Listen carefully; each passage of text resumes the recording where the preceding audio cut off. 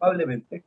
Vuelvo a reiterar, estamos con la tercera sesión de este módulo que tenía tres sesiones, ¿cierto?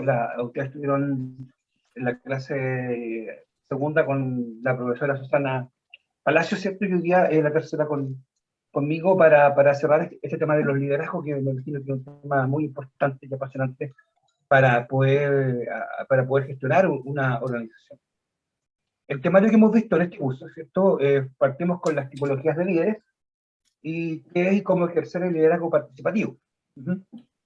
En la clase anterior vieron la función de las directivas y de la sociedad y socios con la profesora Palacio, y hoy día vamos a mirar mecanismos participativos para levantar propuestas y toma de decisiones como organización. Hoy día vamos a sumergirnos, ¿cierto?, en lo que es la gestión de las organizaciones.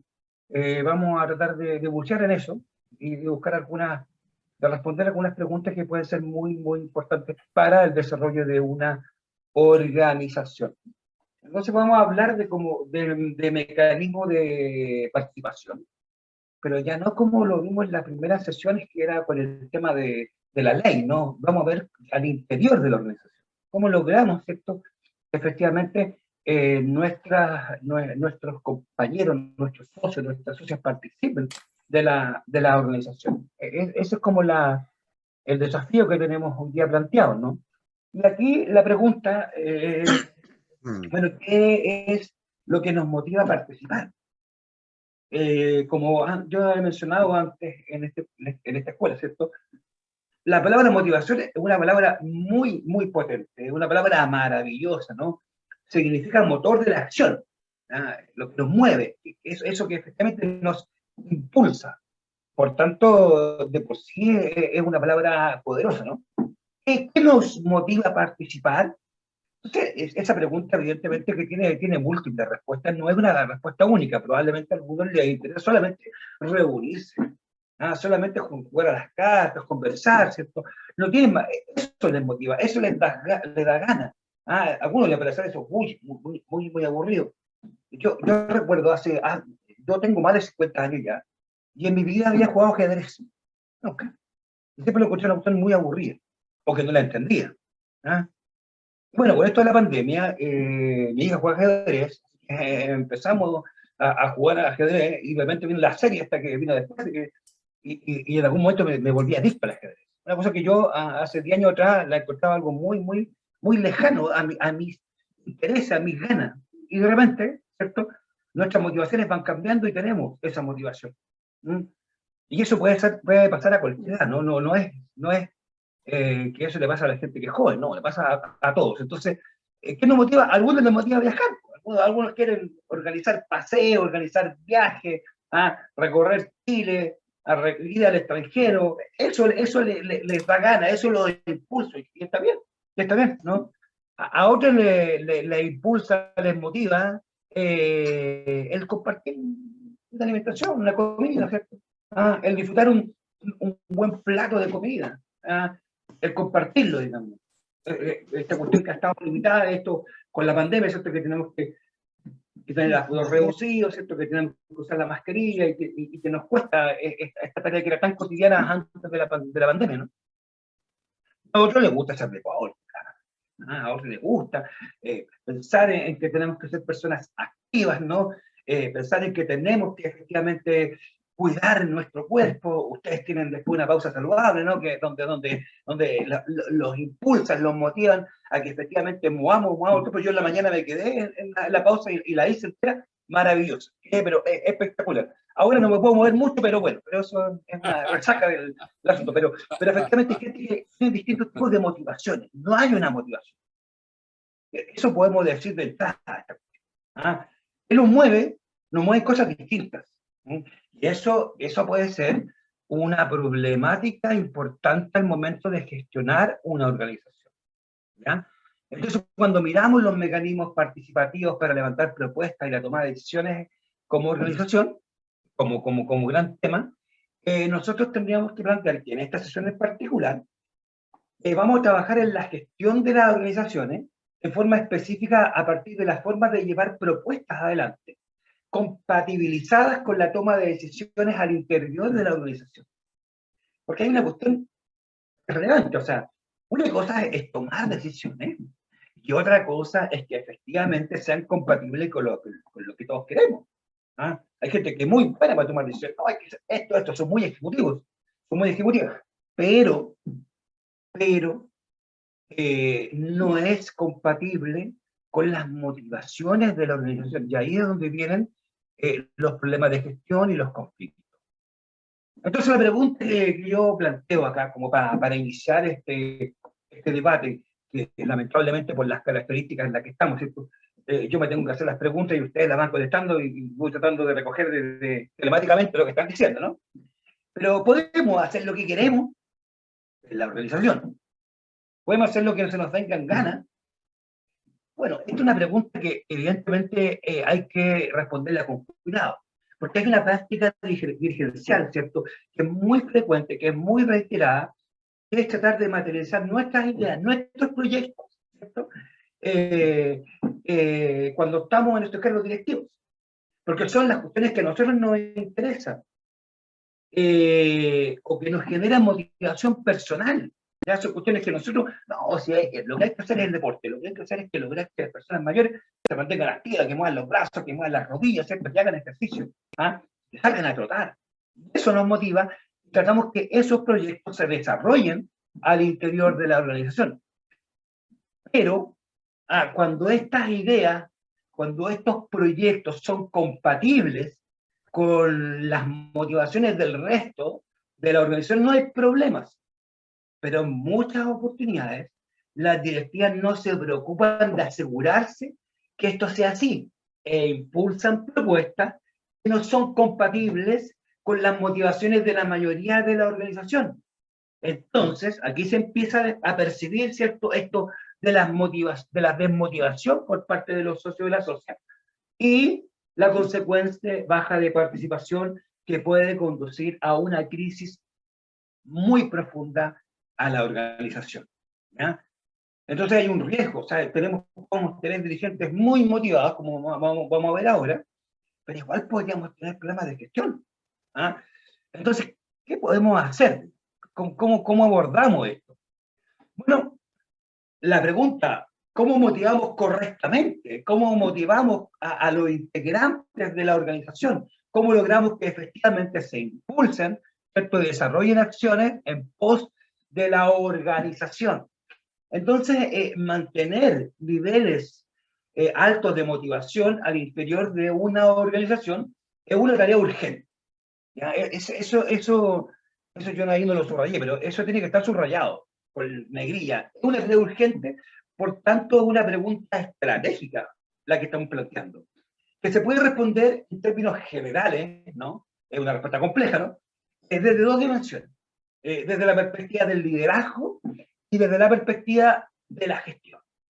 Tiene dos ámbitos en los cuales nosotros podemos responder esta pregunta. Y uno tiene que ver cómo practicamos liderazgo y la otra es cómo gerenciamos, cómo dirigimos la organización. Entonces, desde el punto de vista de la gestión, de nuestra gestión como directivos de una organización de personas mayores, la motivación se mantiene al desarrollar un efectivo trabajo en equipo. Un trabajo en equipo que sea acorde, ¿cierto?, con las características de la organización, ¿ya? No hay una receta única. Y la segunda, ¿cierto? La segunda parte de la respuesta tiene que ver, ¿cierto?, con la perspectiva del ejercicio del liderazgo, y acá la motivación se mantiene ejerciendo siempre un liderazgo democrático y participativo, y básicamente llegar a ejercer, ¿cierto?, en propiedad o transformarse en un líder motivador, ¿ya? Entonces, aquí tenemos las dos áreas en las que nosotros vamos a desarrollar la clase de hoy.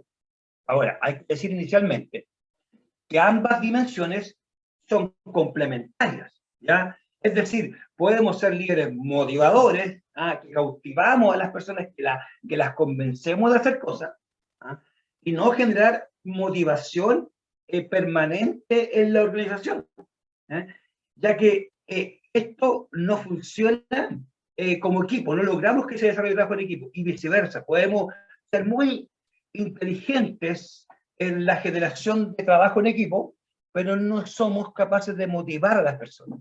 Entonces tienen que estar estos dos elementos para que efectivamente podamos motivar a los integrantes de la organización. Hay muchas personas que son capaces de convencer a una persona que haga algo, ¿ah? Pero lo van a hacer mientras lo estamos empujando, ¿no? Mientras lo estamos impulsando, mientras lo estamos, entre comillas, obligando, coaccionando, y con un desgaste energético importante, porque tenemos que estar ahí mirando que efectivamente desarrolle la acción que se requiere. Entonces, efectivamente, esa motivación es una motivación de muy corto plazo y que muchas veces es para que lo dejemos de molestar nomás. Pero no tiene efectivamente una perspectiva de seguir desarrollando una acción que sea coherente con el desarrollo de la organización. Esto lo digo porque puede parecer un poco complejo, ¿cierto? El desarrollar la motivación, pero la verdad es que no es tan complejo, ¿ya? Pero depende, en gran medida, de nosotros. Depende de nuestra capacidad para adaptarnos, de nuestra capacidad para reconocer nuestros cambios y nuestra capacidad para reconocer los cambios del entorno. Si no asumimos que somos seres que estamos en permanente cambio, independiente de la edad que tengamos, las cosas están cambiando y van a seguir cambiando, ¿ya? Y ahí es donde tenemos barreras personales que no hacen personas que no estimulemos la motivación, ¿ya? Tenemos barreras psicológicas. Yo les pregunto a ustedes, ¿a quién le gusta el reggaetón? Y yo creo que la mayoría va a conseguir que esa música es mala, es deficiente, no sabe que no tiene puro ritmo y no tiene armonía. Entonces, no es como un buen tango, ¿cierto? Es verdad. Oye, Alguien me habló.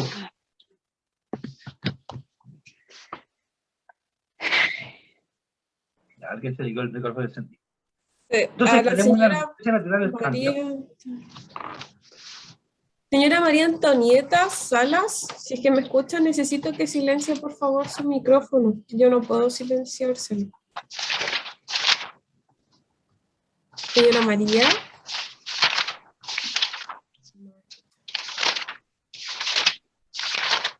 Entonces, mientras la señora María apaga el micrófono, nosotros vamos a tratar de avanzar, mirando esto que es la perspectiva de la gestión, y luego vamos a mirar la perspectiva del liderazgo, donde vamos a retomar esto de las carreras hacia el cambio, ¿no? Bueno, para desarrollar un efectivo trabajo en equipo, ¿ya? Porque la gestión, lo que genera motivación es que se demuestra la motivación en que logramos que las personas sean parte de la gestión. ¿Cómo logramos que más personas sean parte de la gestión? Porque si un día podemos hacer cosas interesantes y somos 2 o 3, imagínense lo que podríamos hacer si somos 6 o 9. Ese es el tema. Porque muchas veces sí, nosotros funcionamos, porque no somos muchos los que trabajamos, somos siempre los mismos, claro. Bueno, ¿y cómo logramos que seamos más? Bueno, ¿cómo lo logramos? Y ahí es donde efectivamente nosotros vamos a buscar identificar cómo respondemos a esta pregunta, cómo podemos mejorar nuestro trabajo en equipo. Ustedes están desarrollando trabajo en equipo, pero la idea es poder mejorarlo. Y para eso tenemos que mirar las características que son particulares de las organizaciones asociativas, digamos. Porque cuando nosotros miramos el trabajo en equipo y buscamos una definición más o menos que la concordemos, ¿no? Nosotros tenemos que decir que el trabajo en equipo es un método de trabajo colectivo, entre comillas, coordinado, en el cual los participantes intercambian su experiencia, respetan sus roles y funciones para lograr objetivos comunes al realizar una tarea conjunta. Son personas, ¿cierto?, que están trabajando en forma coordinada para alcanzar un resultado, un objetivo. Entonces, cuando nosotros pienso, por ejemplo, en un trabajo en equipo, y yo les muestro aquí mis dedos, y yo los logro entrelazar, ¿no? Los logro entrelazar, para hacer esto hay millones de neuronas que están funcionando, de tejidos, de músculos, que están coordinadamente trabajando para lograrlo. Bueno, cuando tenemos que hacerlo entre varias personas, puede hacer algo mucho más complejo. Porque efectivamente, como se ve ahí en esta pequeña gráfica, hay que enlazar piezas que son distintas. Es un esfuerzo. Entonces, lo primero que nosotros tenemos que decir que el trabajo en equipo no es una cuestión que se haga naturalmente. Sí hay que reconocer factores naturales de las características de las personas, pero son cuestiones que se hacen en forma intencionada. No resulta el trabajo en equipo si es que no desarrollamos ciertas tareas que son fundamentales, que nosotros vamos a hablar de las claves. Ahora, ¿qué tenemos acá? La mayoría de las personas que hemos estado en el mercado laboral tenemos experiencia en trabajo en equipo. Claro, porque hemos estado, ¿cierto? Hemos desarrollado distintas tareas, hemos trabajado en empresas, en organizaciones públicas, y por tanto de ahí vino una experiencia porque ahí tuvimos que desarrollar trabajo en equipo. Y muchas veces queremos llevar esa experiencia hacia la organización. Acá hay un pequeño pare, hay un pequeño letrero pare, porque las organizaciones de adultos mayores no son jerárquicas, son de carácter asociativo. Entonces aquí nos pasa lo mismo que con el liderazgo. La gran mayoría de las investigaciones que se hacen por el liderazgo son para liderar organizaciones que son jerárquicas. Prácticamente el 100% de los estudios sobre trabajo en equipo se han hecho para trabajar en equipo en entidades que son jerárquicas, donde hay un jefe. Acá no hay un jefe. Las entidades son de carácter asociativa, son democráticas. Entonces hay una diferencia importante. Cuando nosotros queremos llevar el modelo que me funcionó muy bien durante toda mi vida, y yo le he escuchado muchas veces esto siempre me ha resultado, es probable que no resulte tan bien en la organización a propósito de que acá no hay jerarquía. No hay una entidad que tenga una estructura que está fija. Acá hay una estructura que es más bien dinámica y que tenemos que aprender a reconocerla. Ahora, trabajo en equipo y administración de la organización. ¿Cómo se administra una organización? Vamos a resolver algunas cuestiones iniciales para que nos podamos entender. Cuando nosotros pensamos en responder el cómo desarrolla el trabajo cualquier organización, independiente que sea con afán de lucro, sin afán de lucro, jerárquico o no jerárquica, está lo que se llama, ¿cierto?, el ciclo de la administración. Entonces, ¿de dónde parte este ciclo? Bueno, efectivamente, para que una organización funcione, tiene que tener un plan, tiene que tener una planificación, tiene que tener respuesta a la pregunta ¿qué vamos a hacer? Esa pregunta tiene que estar respondida, tiene que estar planteada por escrito, hay un plan de trabajo. Para poder impulsar, desarrollar ese plan de trabajo, se organiza internamente, se divide el trabajo. Es una división clara del trabajo, y esa es la organización. Entonces tenemos una estructura organizacional para llevarla adelante, y a través de la dirección se conduce, ¿cierto?, a esta estructura, a estos equipos que están en nuestra organización, hacia la obtención del logro de los objetivos planteados en el plan de trabajo. Y, ¿cierto?, se aplica la herramienta del control de gestión para verificar que se están cumpliendo con los objetivos, ¿cierto?, para introducir correcciones en la gestión de la organización, ¿ya? Y el control va a retroalimentar a la planificación. Y esto es un ciclo, se llama ciclo de la administración.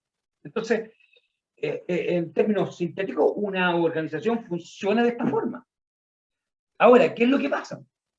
Que este tipo de organización es una organización jerárquica. Es una empresa, es un municipio, es un gobierno. Pero ¿qué pasa con las entidades que no son jerárquicas? ¿Este ciclo funciona exactamente igual? Bueno, la verdad es que el ciclo de la administración en una organización que es de carácter asociativa, ¿ya?, va a diferir, va a cambiar en algunos elementos.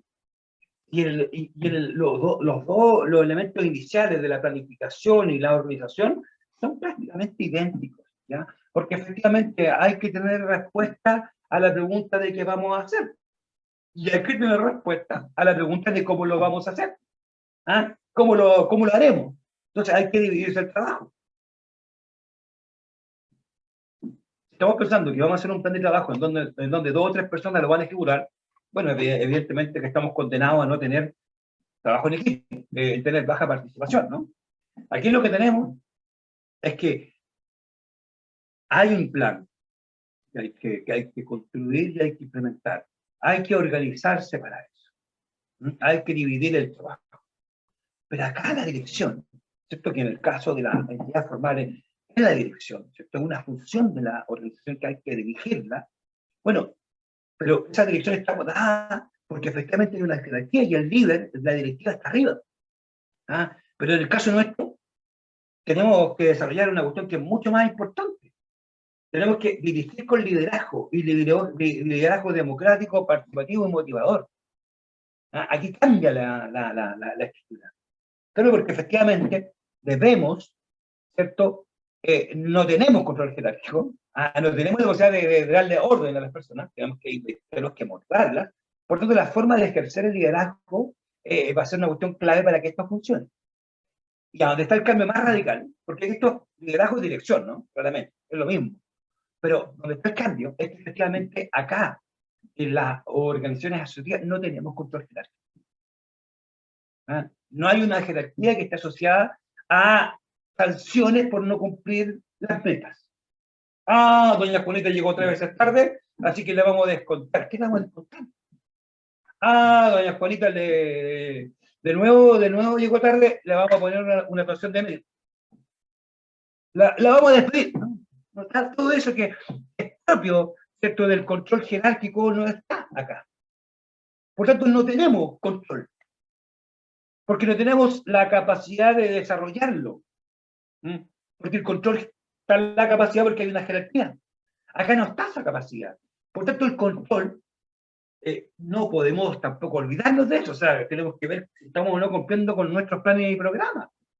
Pero lo vamos a reemplazar con la coordinación. La coordinación va a reemplazar y se va a convertir, ¿cierto?, en una tarea fundamental para que la organización funcione. ¿Ya? Entonces, cuando nosotros miramos estos elementos, tenemos que entender que estamos frente a una entidad que es no jerárquica. Por tanto, la forma en que yo he administrado, la forma en que yo he conducido organizaciones durante mi vida laboral, no la voy a aplicar, no la puedo aplicar, ¿cierto?, automáticamente a esta organización, porque es de naturaleza distinta, es no jerárquica. ¿Ah? Entonces, cuando nos replanteamos esta pregunta de cómo desarrollo entonces el trabajo en equipo, ¿ah? ¿Cómo lo vamos a hacer? Nosotros tenemos que decir que para poder desarrollar un efectivo trabajo en equipo, identificamos 4 pilares que son fundamentales. ¿Ah? Estos 4 pilares, si ustedes lo quieren ver en términos más gráficos, nosotros podemos decir que son las 4 patas de una mesa. El trabajo en equipo efectivo es una mesa. Tiene 4 patas. Si una pata de esas está más larga o más corta, ¿qué pasa con la mesa? La mesa cojea. La mesa cojea. Si le falta una pata, la mesa se nos puede caer. Entonces, aquí hay que visualizar cuáles son estas 4 claves, ¿cierto?, para que efectivamente se pueda desarrollar trabajo en equipo. Bueno, miremosla. La primera clave es la planificación.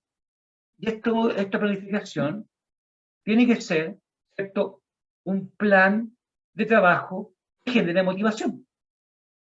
Tiene que ser un plan de trabajo que genere motivación, que le genere ganas a los integrantes, a las integrantes de la organización. ¿Ya? La vamos a revisar más adelante, así que la dejo hasta ahí. Otro pilar, bueno, el liderazgo, que tiene que ser democrático, que tiene que ser participativo y que tiene que ser motivador, vamos a ver. O sea, tiene que haber un liderazgo que sea integrador, integre a todas las personas. Segunda clave, segundo pilar segunda patita de esta mesa. Tercero, bueno, la organización. Tenemos que construir un modelo de organización que es de carácter no jerárquico. Entonces, ¿cómo lo hacemos? Viene una cuestión que vamos a responder ahora. Y el cuarto pilar, ¿cierto? El cuarto elemento es la coordinación. Y la coordinación es una de las claves fundamentales para el éxito. Yo, por lo menos, lo que he podido reconocer en mi vida profesional, asesorando a muchas organizaciones, es que donde estamos más débiles, generalmente acá es la coordinación. Esta es la tarea menos desarrollada. ¿Por qué fracasa el trabajo en equipo? Bueno, fracasa fundamentalmente porque hay una deficiente coordinación. ¿Y por qué hay una deficiente coordinación? Generalmente, porque no se ha planeado. Simplemente se hace. Y ahí hay una cuestión que puede ser el elemento que haga la diferencia y que pueda conducirnos a que nuestros esfuerzos tengan mucho mayor impacto cuando efectivamente aplicamos estos pilares para poder inducir, ¿cierto?, estimular el trabajo de equipo en una organización. Dijimos, tenemos que tener una planificación que genere motivación. Tenemos que tener una planificación que genere motivación. La planificación es fundamental para las organizaciones. ¿Ya? Sin plan de trabajo no hay organización. Sin planificación no hay organización. De hecho, la ley, como digo, le obliga a todas las organizaciones a presentar un plan de trabajo en el mes de marzo, de acuerdo a la ley 19.400. Vaya que sea en marzo, en febrero, en abril, esto hay que tener un plan. El plan indica lo que vamos a hacer. Responde a la pregunta del qué hacer en la organización, porque es muy importante. Por lo anterior, la motivación se provoca, ¿cierto?, a partir de lo que vamos a hacer. Hay cosas que nos van a motivar y hay cosas que no nos van a motivar. Entonces, cuando nuestra planificación efectivamente tiene buenas cosas que a las personas que integran la organización les parecen aburridas, les parecen repetidas, bueno, evidentemente que no les va a motivar. Pero si esa planificación es al contrario, cuestiones que todas las personas esperan y que quieren hacer, bueno, les va a generar motivación. Entonces, ¿qué plan hay que hacer? ¿El primero o el segundo? Hay que hacer el plan que la gente espera. ¿Cómo lo hacemos? Bueno, ahí hay que enfrentar nuestras barreras personales, ¿cierto? Que muchas veces nosotros queremos que los otros hagan lo que nosotros queremos y ahí tenemos un problema, como veíamos antes. Porque puede que ellos quieran hacer otras cosas, porque es súper legítima. Entonces, el proceso de planificación que estimula el trabajo en equipo es el que cumple al menos los siguientes requisitos. La construcción de nuestro plan de trabajo tiene que cumplir estos requisitos. El primero, y tal vez el más importante, es que este plan de trabajo debe ser participativo, debe ser construido en forma participativa. Y aquí se deben hacer todos los esfuerzos que sean necesarios para que todas las personas intervengan en la toma de decisión respecto del qué hacer en la organización. ¿Ya? Entonces, muchas veces nosotros tenemos el plan de trabajo, que lo escribimos nosotros mismos, o lo escribe el secretario o la secretaria, ¿cierto? Y después lo leemos en la asamblea y la gente lo aprueba. ¿Están de acuerdo? Sí. O nadie, o todos se quedan callados. ¿Están en contra? Ahí el silencio es mayor. Entonces, finalmente, cuando lo inducimos a tomar una decisión, la gente dice, sí, lo aprobamos. Pero la verdad es que ese plan de trabajo no lo discutimos previamente. No hicimos el esfuerzo de poder consultarle a cada una de las personas. No estimulamos que la gente exprese sus motivaciones. ¿Cierto? Lo que hicimos fue expresar muchas veces nuestras motivaciones. Entonces, el que sea participativo no pasa porque se apruebe en una asamblea y que tenga el 100% de los votos. El que sea participativo es porque ha sido construido, elaborado a partir de la escucha, de reconocer, ¿cierto?, cuáles son las motivaciones de los integrantes de la organización. Y a partir de eso levantar las propuestas. Cuando no escuchamos, cuando efectivamente hacemos lo que nosotros creemos que ellos quieren, eso es lo que tenemos que desterrar. No pensemos por las otras personas, preguntémosle a las otras personas. Ese es el cambio que debemos hacer para que efectivamente logremos un plan de trabajo participativo. Bueno, aquí va de la mano esta otra cuestión, porque aquí tenemos que ejercer nuestro rol conductor de la organización, tenemos que aterrizar. El plan de trabajo tiene que ser realista, ¿ah? Debe ser cumplible, porque no tiene sentido que, bueno, estemos todos de acuerdo en un plan de trabajo maravilloso, ¿ah? Pero no hay ninguna posibilidad que lo podamos cumplir, ¿ah? O sea, todos estamos de acuerdo en que queremos tener un paseo a Varadero, a Cuba, ¿no? Entonces, claro, estamos de acuerdo, a todos nos gusta, a todos nos motiva, pero evidentemente que no es posible porque no tenemos recursos para eso. O sea, ahí es donde no, los dirigentes, las dirigentes tienen que ejercer el rol de cultor y llamar a la gente a la realidad. Sí, sí, bueno, con los recursos que podemos tener, yo creo que podríamos perfectamente ir a la herradura. ¿Ah? Y tal vez sea un gran proyecto, pero que está a la altura de nuestras capacidades. Entonces, eso es muy importante, porque vamos a tener un plan muy participativo, pero que efectivamente es incumplible. Y eso genera frustración al corto plazo, porque vamos a ver que no cumplimos la planificación. Estamos todos de acuerdo, pero no lo alcanzamos porque estaba eso ya, estaba desde el principio ya condenado al fracaso. Entonces tenemos que darnos cuenta de eso, la primera parte cuando estamos formulando si esto es posible hacer o es imposible.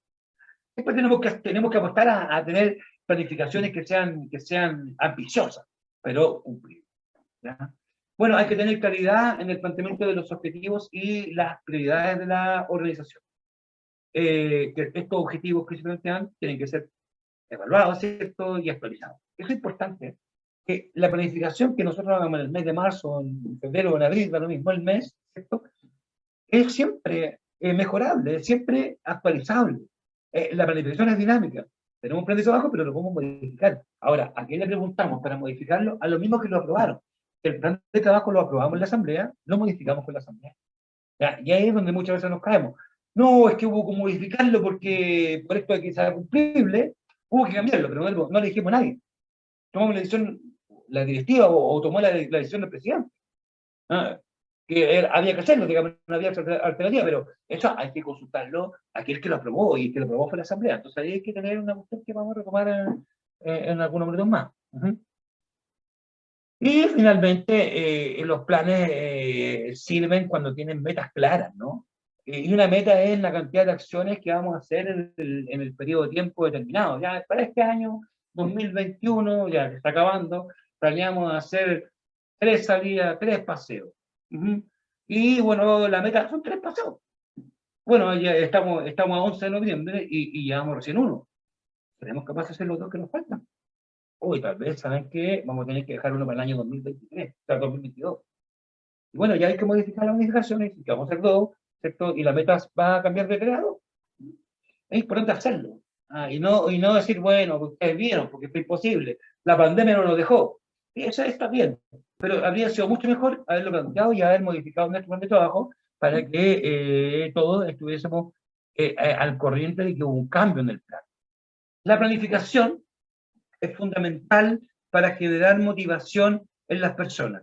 Cuando el plan de trabajo se construye a partir de las motivaciones de las personas que la integran, evidentemente que es mucho más probable que se genere un trabajo en equipo que cuando el plan de trabajo lo hacen, ¿cierto?, con muy buenas intenciones solamente de la directiva, a partir de sus propias motivaciones. O sea, ahí hay una cuestión que es un desafío personal de cada una de las personas que lidera, que gestiona una organización de adultos y adultas mayores. Bueno, hay que organizarse para la motivación, hay que tener organización. La organización, ¿cierto?, tiene que ver con la capacidad de ponernos de acuerdo con otro para desarrollar objetivos, ¿no? Y esto es una cuestión muy importante, porque la organización es la forma en que se divide el trabajo al interior de las organizaciones para alcanzar un objetivo determinado, y se grafica a través de los organigramas. Piensen ustedes, la capacidad de nuestra especie de organizarse es la que permitió que nosotros evolucionemos, ¿cierto?, hasta ser la especie dominante. Porque hace 250.000 años atrás, ¿cierto?, nuestros tatarabuelos fueron capaces de organizarse para, por ejemplo, cazar grandes mamíferos, que eran 300 veces más grandes que ellos, y fueron capaces de organizarse para cazarlos. Ponerse de acuerdo en un objetivo común y haciendo distintas tareas para poder alcanzar ese objetivo. Entonces la organización es una cuestión muy importante y nosotros la reconocemos como esta función, ¿cierto?, de organizar el trabajo, de dividir funciones. ¿Cómo nos organizamos? Bueno, uno va a hacer esto, el otro va a hacer esto otro. ¿Ya? Cuando nosotros decimos que se puede graficar, se grafica en un organigrama. Y a modo de ejemplo, nosotros podemos ver acá el organigrama de una empresa. Y allá en la empresa, nosotros tenemos la persona que toma las decisiones, la persona que escribe las órdenes, ¿cierto? Que es el gerente general. Entonces, las altas gerencias. Pero también en estas organizaciones hay gerencias intermedias, hay subgerentes. Hay subgerentes, ¿cierto? Que están a cargo de las distintas líneas, ¿cierto?, de trabajo de esta organización. Entonces, ahí hay 3 sugerencias, hay 3 áreas de trabajo en esta organización, y de estas sugerencias hay distintas unidades de trabajo en donde efectivamente se desarrollan las actividades concretas de la empresa. Y, por ejemplo, las unidades que ustedes pueden ver hacia el lado derecho, a las 2 que están al lado derecho, le reportan a ese subgerente, y el subgerente le reporta al gerente general. En cambio, las que están a la izquierda le reportan al subgerente que está al lado de la izquierda. No le reportan al que está al lado de la derecha. Tienen claramente cuál es el conducto, ¿cierto?, de cómo se estructura la organización. Esta unidad 1 no le responda, no tiene que... el que trabaja en la unidad de recursos humanos, que tiene que ver con la sugerencia de recursos humanos, no le responde a la sugerencia de finanzas, porque efectivamente es otra área. O a la sugerencia de producción, ¿no? Cada uno va a ser independiente. Entonces, esa es la forma en que se grafica la organización de una empresa. Cuando nosotros pensamos, bueno, ¿y cómo es el organigrama de un club de adultos mayores? ¿Cómo se graficaría esta estructura organizacional? ¿Qué reemplaza al gerente general? ¿Qué está arriba en el organigrama? Bueno, yo sé que todos están pensando, El presidente. no pueden hablar, pero si nosotros damos una respuesta, voy a tratar de aplicar la telequinesis, ¿cierto? La telepatía, y podríamos decir, bueno, el que reemplaza al gerente es el presidente o la presidenta, claramente, ¿no? El presidente o la presidenta, y después del presidente o la presidenta, bueno, debe estar ahí bajo el secretario y el tesorero, porque son los dos cargos igualmente importantes, ¿no? Algunos dicen que son más importantes los secretarios, otros que los tesoreros. Pues hay un debate ahí. No, los ponemos al mismo nivel. Pero el tesorero tiene la plata, pero el secretario firma las actas. Entonces ahí tienen... Y bueno, ¿qué está abajo? Bueno, el resto del directorio. Entonces podría ser la estructura, pero aquí nos falta alguien. ¿Qué nos falta? Bueno, aquí nos falta el resto de las personas, que estarían aquí abajo entonces, en la Asamblea General. Lamentablemente nosotros tenemos esa mirada, y una mirada fuertemente jerárquica. Y gestionamos con esta visión. El presidente está arriba, que la directiva está como al medio y que los están abajo. Y la verdad, eso es un error garrafal. Esa estructura es una estructura que no se da en la realidad, porque el club de adulto mayor es una entidad que es no jerárquica. Entonces, este organigrama de la empresa se aplica de una forma real. Cuando lo aplicamos de forma real, pensamos en el gerente en el que toma las decisiones, en el que da las órdenes. Bueno, ¿a quién ponemos arriba entonces? Ponemos arriba a la Asamblea General. La Asamblea General es la que reemplaza al gerente. La Asamblea es la que toma las decisiones. Dice por ahí, la Asamblea es soberana. La Asamblea es la entidad de máxima decisión en la organización. Es la que toma las decisiones. Y hay un directorio, ¿cierto?, que tiene como principal función cumplir los acuerdos de la Asamblea. Cumplir los acuerdos de la Asamblea. Y el directorio tiene un director muy importante, que es el presidente o presidenta, que además representa judicial y extrajudicialmente a la organización. ¿Ya? Pero la tarea del directorio es cumplir los acuerdos de la Asamblea. Entonces, si miramos la estructura de la organización, sería esa. La Asamblea, que somos todos los integrantes, el directorio que cumple los acuerdos de la Asamblea, Y de acá van a surgir estos equipos de trabajo que van a desarrollar, ¿cierto?, tareas que fueron definidas en forma participativa y por tanto vamos a tener motivación para que esos equipos de trabajo funcionen. Porque yo estaba pidiendo a la asamblea que tomó la decisión, bueno, queremos hacer paseo, bueno, tenemos que hacer un equipo de trabajo que se encargue. ¿Vamos a hacer 3 paseos al año? ¿Cuándo? Bueno, hagamos 3 equipos. Bueno, un equipo se va a encargar del paseo a la Herradura, otro se va a encargar del paseo a Bonaire, y el otro se va a encargar del paseo a Viña. Entonces tenemos 3 paseos y 3 equipos funcionando, porque es la decisión que tomó la asamblea. Y estos equipos van a conversar entre ellos, pero nosotros tenemos 5 personas que estamos a cargo del paseo a Viña del Mar. Perfecto. ¿Y cuándo va a ser? Va a ser en el mes de mayo. Eso fue lo que decidimos este año 2021. Decidimos poder apostar por viajar, ¿cierto? Y en eso es lo que está. Entonces, el que tomó la decisión fue la asamblea.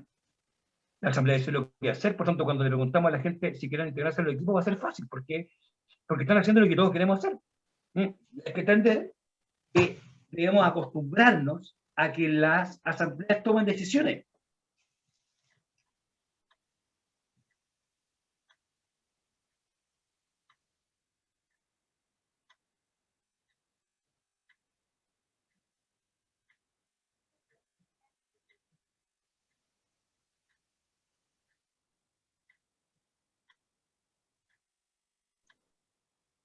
Quedó muti el profe. Sí. Cristian, ¿me escuchas? Sí, no escuchamos nada ni vemos nada. Denme un segundito. Denme un segundito. Algo pasa.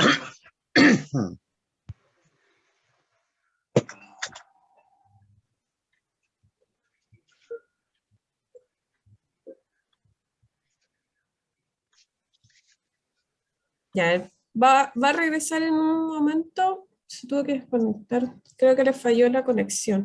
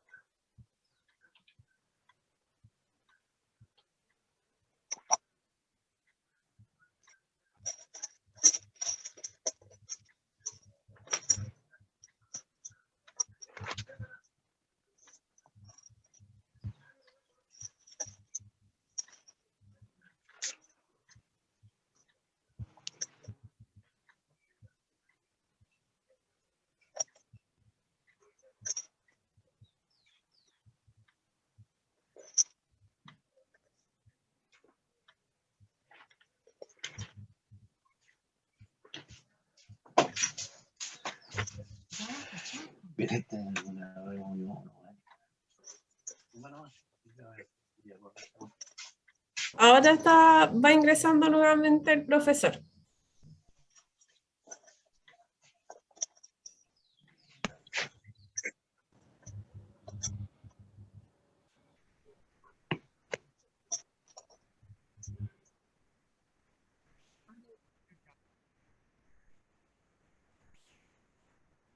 Hola, hola, ¿me escuchan ahí o no? Sí, se escucha bien. Bueno, les comento que hubo un corte de energía eléctrica, todo este sector ha quedado sin energía eléctrica. Les comento que ayer estábamos sin agua potable, así que hemos estado como condenados al... yo no sé si voy a poder seguir compartiendo la presentación. Si alguien puede tomar el control y avanzarla, sería bueno, porque como estoy desconectado, estoy conectado a través del teléfono, no tengo tan claro que pueda avanzar la presentación. Yo voy a seguir hablando, pero yo no sé si ustedes la van a ver. Entonces, como les decía... Deme un segundito. Profe, siga por mientras, yo voy a ver si lo Okay. puedo subir yo. Entonces, la estructura es no jerárquica y debe ser lo más horizontal posible. lo más horizontal posible. O sea, hay un directorio que es responsable, pero evidentemente tenemos que hacernos cargo, ¿cierto?, de que es una entidad que es de carácter no jerárquica.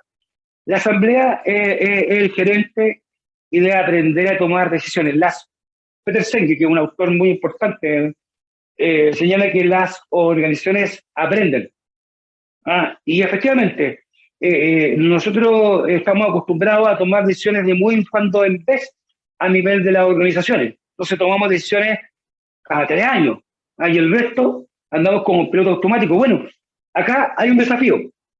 Para organizarnos mejor, tenemos que acostumbrarnos a que la asamblea efectivamente tome decisiones. Esa es una tarea fundamental, que la asamblea pueda efectivamente tomar decisiones. Me estoy acomodando porque yo no sé si ustedes van a poder ver las láminas. Estoy tomando algunos recaudos. Bueno, y además tenemos que tener lo que antes les decía, una coordinación para la motivación. Coordinación para la motivación. Y acá nosotros, ¿cierto?, tenemos que decir que la coordinación es el proceso a través del cual se logra la sincronización y armonización de todos los esfuerzos de las personas y unidades de la organización en función de lograr los objetivos que están establecidos, en función de lograr, ¿cierto?, la planificación. ¿Ya? Y acá, lamentablemente, nosotros en Chile, ¡ay, diablos! Ya, pero no importa. No puede estar como PPT, ¿no? No.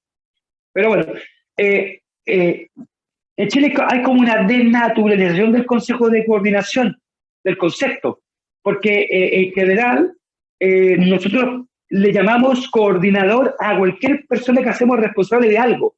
Entonces, entonces tú vienes a coordinar el paseo, le decimos. ¿Y qué es eso? Bueno, tú eres responsable. Bueno, aquí hay 2 conceptos que son distintos: organización y coordinación. Organización, división del trabajo. División del trabajo, o sea, cuando ponemos a alguien responsable, por ejemplo, del paseo a la herradura, esa persona es parte de la organización, no es coordinador.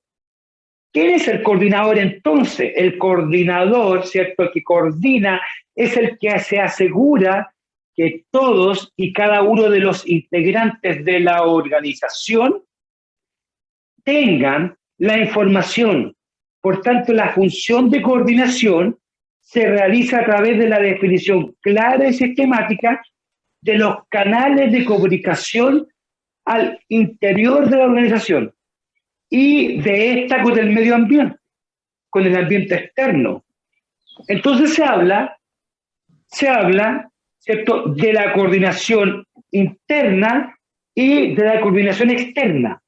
La que a nosotros nos preocupa y que es la mayormente relevante para la gestión es la coordinación interna, ¿ya?, que es la que se realiza entre las personas y grupos de trabajo que conforman la organización, y la coordinación externa es la que se realiza hacia el exterior de la organización, y esta tarea de coordinación externa siempre va a estar a cargo de la directiva y en particular del Profe, disculpe que lo presidente. moleste. ¿Cuál? Ahí está. Estamos en esa lámina. ¿La planificación? No, más adelante, 2 láminas más adelante. Estamos en la 14. Ya, ahí está. ¿Mm? Eso es. Ahí está. No. ¿Lo ve? No, una más. Esa es la 14. Esta es la 15. Entonces la 15. ¿Esta está bien? Esa es la que estamos ahora. Sí, ahí Ya. estamos. Entonces, estamos en la anterior. Entonces, esta posibilidad que nosotros tenemos, ¿cierto?, de coordinarnos mejor, tiene que ver con los esfuerzos que tenemos que crear mecanismos, ¿cierto? Esfuerzos para crear mecanismos que sean eficientes para lograr la coordinación interna, que permita que cada persona sepa lo que debe hacer en el momento que lo tiene que hacer. ¿Ah? Entonces, el canal de coordinación es fundamental. Tiene que ser deliberado. No puede ser esto de adrede. La persona que coordina no hace las cosas. La persona que coordina entrega la información. Entonces, tiene que haber una persona de la directiva, presidente, secretario, presidenta, secretaria, que sea el responsable de la coordinación y que todos sepamos que esa es la persona responsable de la coordinación. Cuando una organización se descoordina, el efecto inmediato es la pérdida de recursos. Ustedes en la foto que están viendo una orquesta filarmónica. Si ellos se descoordinan en un segundo, se escucha horrible, en un segundo, y todos los recursos que están ahí invertidos, años de preparación de cada uno de los músicos, años de conservatorio, no sirve de nada. Por un segundo. Lleguemos a nuestra organización. Cuando decimos, bueno, la reunión es a las 3. Pero alguien escucha, no, es como a las 3. Como le dijeron que era como a las 3, pensó que era a las 3:15 será. No, quiero la reunión a las 3:15. Pero, otros se escucha y dice, bueno, como a las 3:15, esta cuestión no va a empezar antes de las 3:30. Bueno, finalmente son las 3 de la tarde, no llega nadie a la hora, llega 1 o 2 personas, a las 3:15 llegan 2 o 3 más, y recién la gente llega a las 3:30. Les recuerdo que el recurso más valioso que tenemos son las personas. Cuando una persona pierde media hora, se frustra. Entonces tenemos que ser extremadamente respetuosos. ¿Cómo solucionamos eso? Bueno, la señora Marta es la coordinadora. La señora Marta tiene la información. Todos sabemos que el canal oficial es la señora Marta. La señora Marta administra el WhatsApp de la organización. La señora Marta tiene la agenda de la organización, sabe cuando se juntan las directivas, cuando se junta la asamblea, cuando se juegan los equipos. Todos le informamos a ella que está parte a tal hora. Entonces, cuando cualquiera tiene una duda, le va a preguntar a la señora Marta. Entonces, tenemos que tener eso claro al interior de la organización. Tenemos que tener 1 o 2 personas que sean las responsables de la coordinación. Insisto, coordinación. Que todos tengan la información. No de hacer las cosas. No es la responsable. Es la responsable cuando nos descoordinamos y efectivamente llegamos todos a una reunión y unos llegan a las 3, otros a las 3:30, otros a las 4, es porque es un problema de coordinación.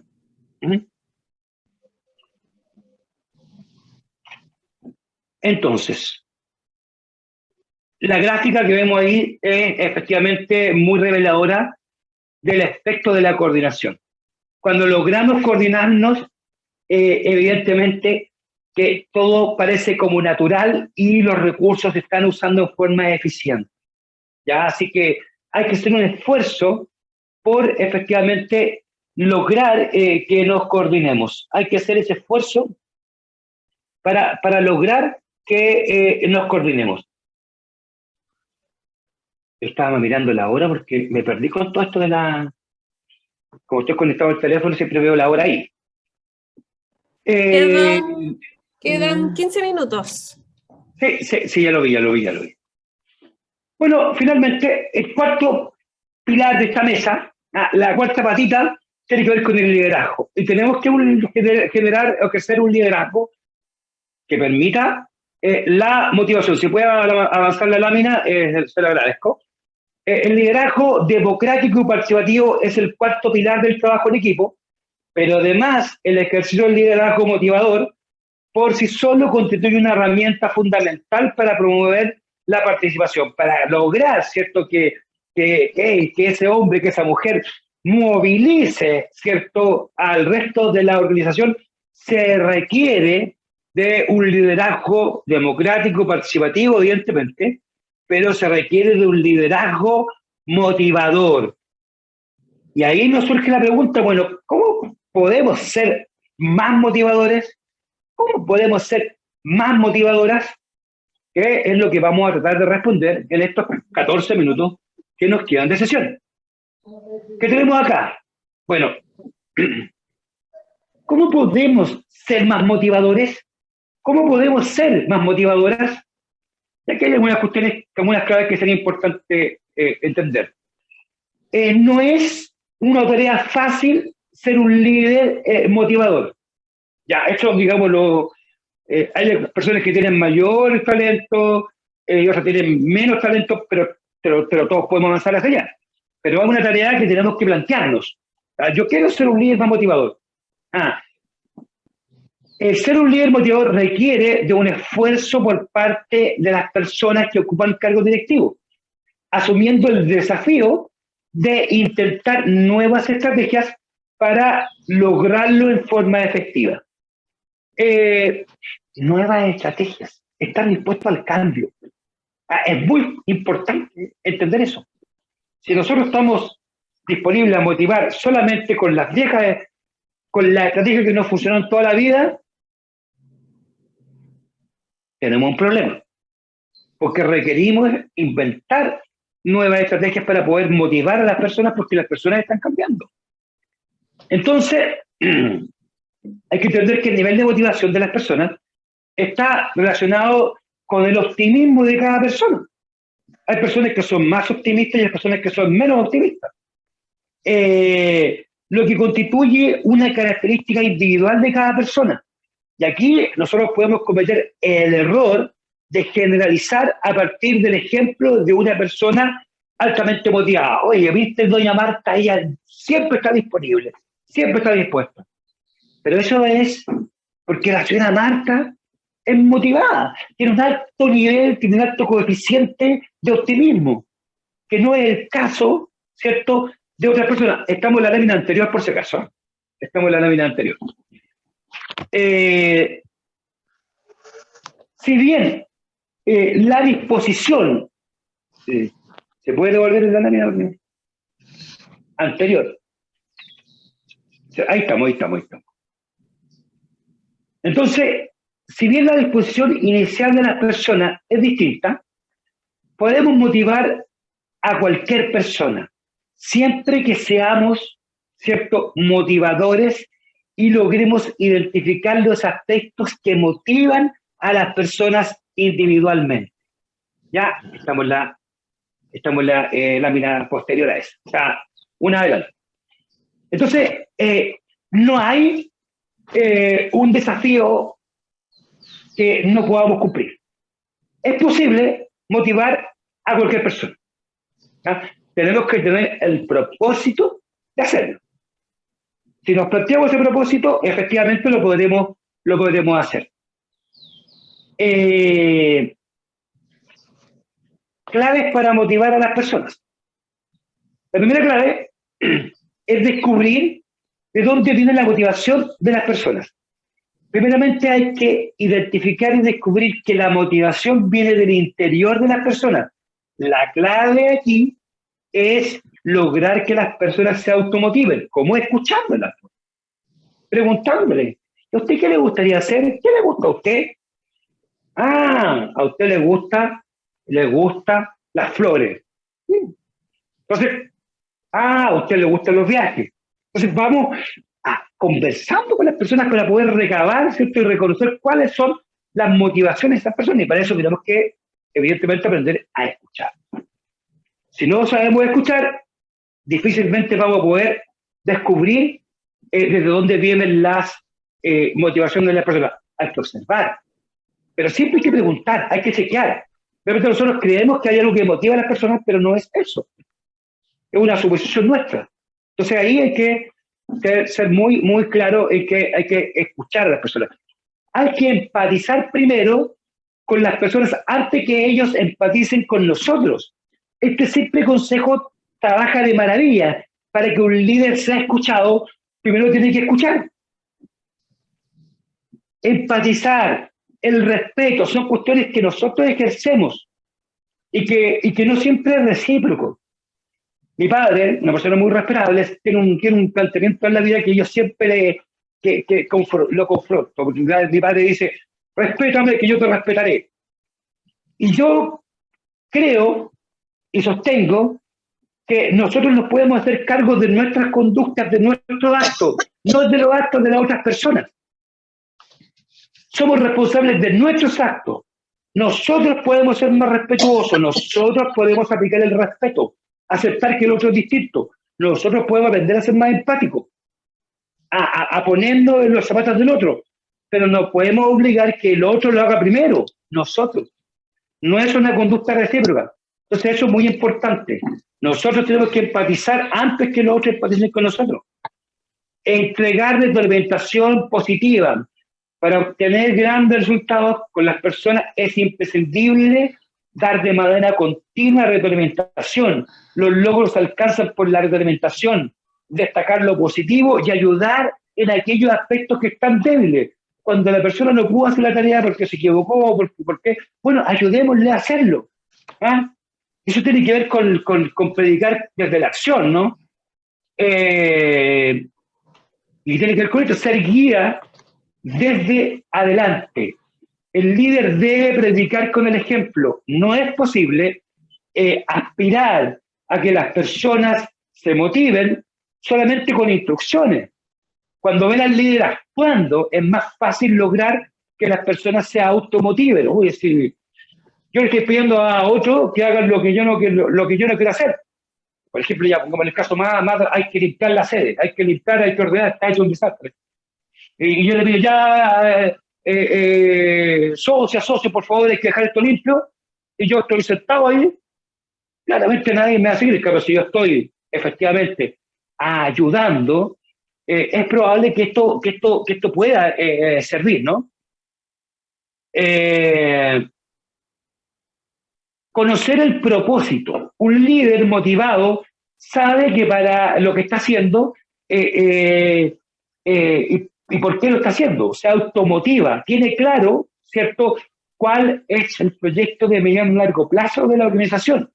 Un buen líder siempre está ayudando a su equipo a mantenerse enfocado en la visión, en alcanzar los objetivos, pero también está, ¿cierto?, preocupado de que si eso hay que adaptarlo o cambiarlo, se hará, pero tiene claro cuál es el objetivo y lo está socializando. Recuerden que nosotros queremos esto, recuerden que estamos en acuerdo de alcanzar este objetivo. Entonces, tiene claro el propósito de la organización. Otra cuestión muy importante tiene que ver con decir la verdad siempre y rápido, ¿ya? Siempre y rápido. Un líder no se reserva la verdad nunca y es rápido para decirla, pero en forma asertiva. De esta forma fomenta confianza y esperanza en el grupo. No hay peor, ¿cierto?, receta que dejar que las cosas, ¿cierto?, queden en eterna reserva.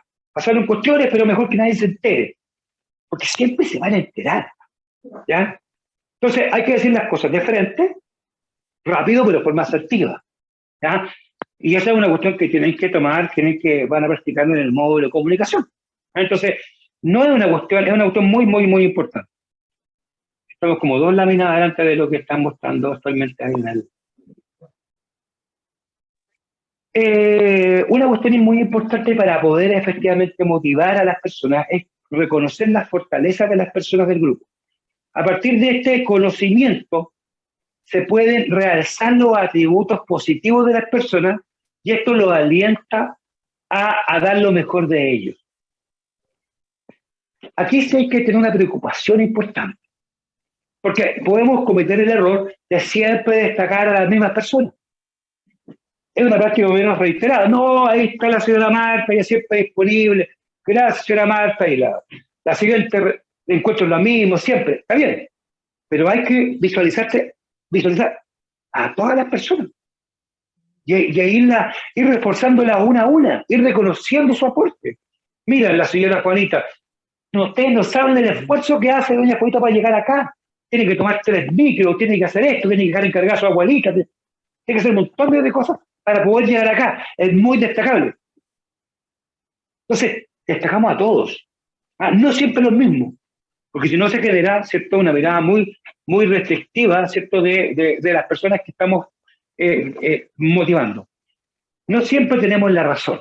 Y aquí hay una cuestión importante que es de fondo. El líder motivador no tiene miedo a mostrar al resto del grupo que no siempre tiene la razón, y ese es un sello distintivo de los grandes líderes. No tiene miedo a equivocarse. Somos todas personas, somos falibles, nos podemos equivocar. Tenemos que tener la capacidad de reconocerlo en el momento, lo antes posible, y no ocultarlo. ¿Podemos equivocarnos? Sí, podemos equivocarnos. Y tenemos que asumirlo como una posibilidad, ¿cierto? Y estar disponibles para decir, oh, disculpen, no, yo me equivoqué. Entonces, porque eso nos da credibilidad, pues.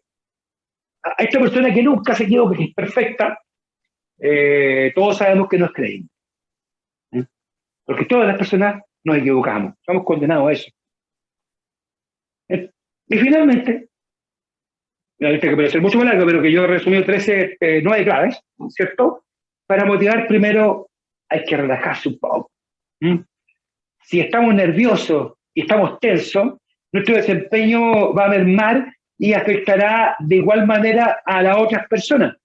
Entonces nosotros tenemos que esforzarnos por calmarnos y mantenernos confiables. Ya una buena sonrisa, ¿cierto? Pasa porque efectivamente nosotros estemos alineados en nuestro estado de ánimo, reconocemos que estamos a lo mejor un poco frustrados, un poco agotados, ¿cierto? Y a partir de eso comunicarnos, ¿no? Tenemos que estar relajados, tenemos que estar, ¿cierto?, disponibles para desarrollar una tarea que es bien clave, que es la tarea de animar al grupo, de subirle el ánimo al grupo. Entonces, eso lo hacemos utilizando las propias características del grupo, las propias características de la organización. Sin duda alguna, la posibilidad de ser un líder mayormente motivador es una herramienta clave para el éxito de la organización. Pero como ven ustedes, no se trata, ¿cierto?, de motivar a partir solamente de nuestros recursos personales, de nuestra simpatía, ¿no? Vamos a motivar con herramientas que son mucho más integrales, que pasan por reconocer las características de las personas, por escucharlas, por respetarlas, ¿cierto? Y fundamentalmente retroalimentarlas, destacar sus fortalezas en forma equilibrada para efectivamente ir generando, ir reconociendo aquellos atributos de las personas que podemos poner a disposición de la organización.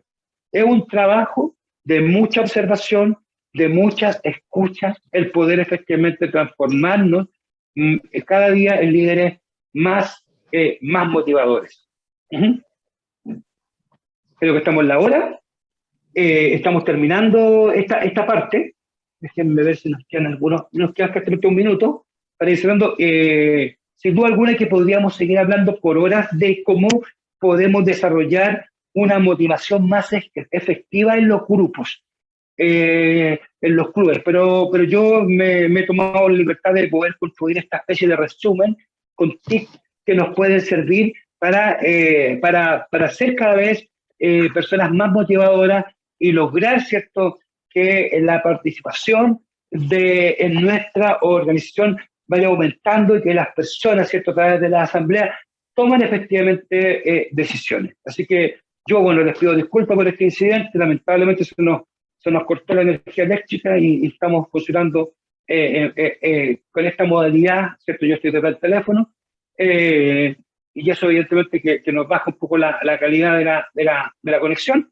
Quedo disponible, ahí está mi correo electrónico, ¿cierto? Cualquier consulta me la envían por esa vía. Nos vamos a volver a encontrar en el módulo probablemente de solución de conflictos, y así que les deseo mucho éxito en lo que queda de la escuela, ¿cierto? En lo que queda de la jornada de hoy, en la pausa saludable y el taller, ¿cierto? y nos estaremos viendo en una próxima oportunidad. Así que